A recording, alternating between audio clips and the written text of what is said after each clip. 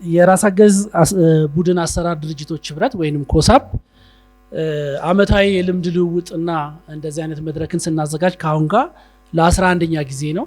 ለ11 አመት በየአመቱ እናዘጋጃለን። ይሄንን ጥሪያችንን ተቀብላችሁ በዛሬው ዕለት በዚህ ፕሮግራም ላይ ስለተገኛችሁ ከክልልም ከፌደራልም የጽህፈት ቤት ኃላፊዎች፣ ተወካዮች፣ እናቶች፣ በራስ አገዝ ቡድን የተደራጃችሁ እናቶች፣ ወጣቶች፣ ከፋይናንስ ተቋማት የመጣችሁ እንደዚሁም ከተለያዩ የሲቪል ማህበረሰብ ድርጅቶች የመጣችሁ ሁላችሁም ጥሪያችንን አክብራችሁ ስለመጣችሁ እና ስለተገናኘን ለመማማር ለመለዋወጥ መድረክ ላይ ስለመጣችሁ በጣም አድርጌ አመሰግናለሁ። ከእኔች በእውነት ይህንን ለ20 አመት በተለያዩ ድርጅቶች ሆኖ ሲረዳን የቆየ ስለሆነ በጣም ነው የማመሰግነው። ግን አሁን የእናንተ አገር እንግዲህ መንግስታችሁ ህጋዊ ካላረገ እኔ ስንት አመት ነው ድጋፍ የማደርገው? ስለዚህ ይህንን ጨርሱ፣ ከዚህ በኋላ አላደርግም እያለን ነው። ስለዚህ እዚህ የተገኛችሁ የመንግስት አካላት ሌሎችም ይህንን ነገር አብረን ህጋዊ እንዲሆንና ብድርም እንዲያገኙ ሌላ በሚሰሩበት ጊዜ ሁሉ ህግ በህግ እንዲሰሩ እንድትረዱን እየጠየኩኝ ይህንን ዋና ወሳኝ ስለሆነ የራስ አገዝ ቡድን ደግሞ ማህበረሰብ ውስጥ ስለምሰሩ አደራ አደራ አደራ እላቸዋለሁ። እንኳን ለዓመት በዓላችንን አደረሰን። በድጋሜ በተለይ እንደ ኮሳብ ያሉ ተመዝግበው ከሚንቀሳቀሱ ከ50 በላይ ኮንሰርቲየሞች ወይም ህብረቶች አባል ድርጅቶቻቸውን እና ሌሎች አካላትን በማስተባበር በተለይ ሴቶችን ለማብቃት በራስ አገዝ ቡድን ማህበራትን በማደራጀት የጾታ እኩልነት፣ ሰብአዊ መብት፣ ሴቶች ማህበራዊ፣ ኢኮኖሚያዊ ብሎም ፖለቲካዊ ተካታች እና ተጠቃሚ የሚሆኑበትን አካሄድ መከተል ያስፈልጋል። በተለይ ራስን በራስ ለመርዳት በራስ አገዝ ቡድን ተደራጅተው ሴቶች እርዳታ ጠባቂ ሳይሆኑ ቆጥበውና ገቢ ማስገኛ ስራ ላይ ተሰማርተው የለውጥ አርአያ ለመሆን የሚተጉበትን አካሄድ ምክር ቤታችን ልዩ አድናቆት የሚቸረውና ሌሎች የሲቪል ማህበረሰብ ድርጅቶችም ሊማሩበት የሚገባ ተግባር ነው።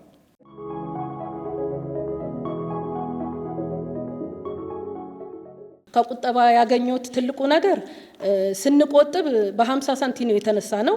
በዛን ሰዓት 50 ሳንቲም ቆጥበን የት ልንደርስ ነው የሚልም ነበርን። ከእንደገና ደግሞ በአንድ ጎን ስናየው ደግሞ 50 ሳንቲም ይዘን ባንክ አንሄድም።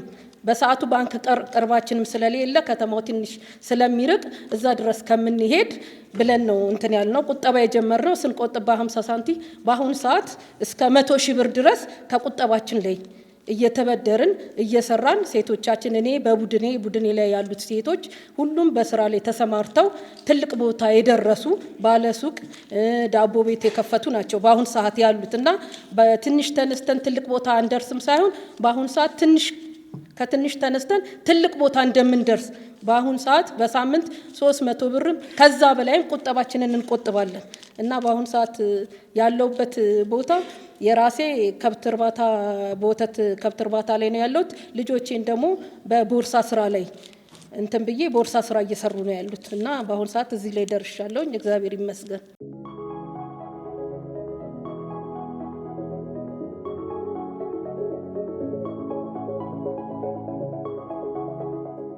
እኔ ወደ ኮሳፕ መጣውና የተለያየ ስልጠና ወሰድኩ ካምፓሲቲ ቢልዲንግ። ከዛ እነዚህ ስልጠና ከወሰድኩ በኋላ ብዙ ነገር ተቀይራለሁ። ሌሎችም ሰውም ተቀይራለሁ። ከቀይ መስቀል ጋም ተባብረን ከነሱ ጋር ለእናቶች የማህፀን ጫፍ ምርመራ ስናደርግ ነበረ። ዲጂታል መጥቶ እናቶችን ብድር የተለያየ ነገር እንደምንወስድ አርግተን ነበረ። ብድሩንም በጊዜ ወስዶ እንደመመልሱ ያረግኝ ነበረ። ከዛ ውጪ የስራ እድልም ተፈጥሮናል። እኔ ከክፍያ ፋይናንሻል ቴክኖሎጂ ጋር እየሰራሁ እገኛለሁ ማለት ነው።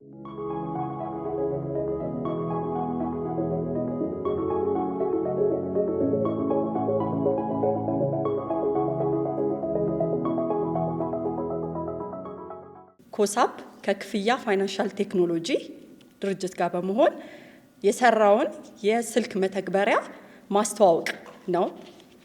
ይሄም የስልክ መተግበሪያ የራስ አገዝ ቡድን ሴቶች የሚጠቀሙባቸውን 4 መዛግብት ዲጂታል በማድረግ ከተለመደው የወረቀት አሰራር ወደ ዲጂታል ፎርማት በመቀየር ለማዘመንና ለማበረታታት የታቀደ ትልቅ ስራ ነው። ይህም ስራቸውን ከማሳለጥ ባለፈ ለሴቶች የላቀ የፋይናንስ ተሳትፎ መንገድ ይከፍታል ብሎ በእጅጉ ይታመናል። ስለዚህ የአገልግሎት ክፍያውን እናስገባለን፣ የብድር መጠኑን ካልኩሌት አድርጎ በደንብ ሰርቶ እንዲያወጣለን። እንዲሁም ደግሞ አንድ ተጨማሪ ነገር ያደረግነው ምንድነው? ለምሳሌ አንድ እናት 3 ወር ብድር ብትወስድ በ3 ወር ውስጥ በስንት ጊዜ ነው መክፈል ያለባት? ስለዚህ በዚህ ወር ይሄን ያህል ነው መክፈል ያለባት። ከዛ ደግሞ የሚቀጥለው ወር ላይ ይሄን ያህል ይቀርብሻል፣ 3ኛው ወር ላይ ደግሞ በዚህ ይሄኛውን ከፍለሽ መዝጋት ትችያለሽ የሚል ኖቲስ እንዲያደርጋት ያንንም አስገብተናል ማለት ነው። ስለዚህ አንድ እናት እንደሚታወቀው አንድ መዝገብ ነው ለአንድ ቡድን የሚያገለግለው። ግን አፕ ጋር ደግሞ ስንመጣ ወይም ደግሞ እዚህ መተግበሪያ ላይ ስንመጣ ደግሞ እንደ አንድ ስማርትፎን ወይም ደግሞ ይሄንን መተግበሪያ የሚያንቀሳቅሱበት አንድ ስልክ ነው የሚያስፈልጋቸው። ስለዚህ ያ ስልክ ምናልባት አንድ እናት ጋር ብቻ ሊሆን ይችላል። ግን ሁሉም ከ15 እስከ 20 ነው እንግዲህ አንድ ቡድን ላይ ያለው።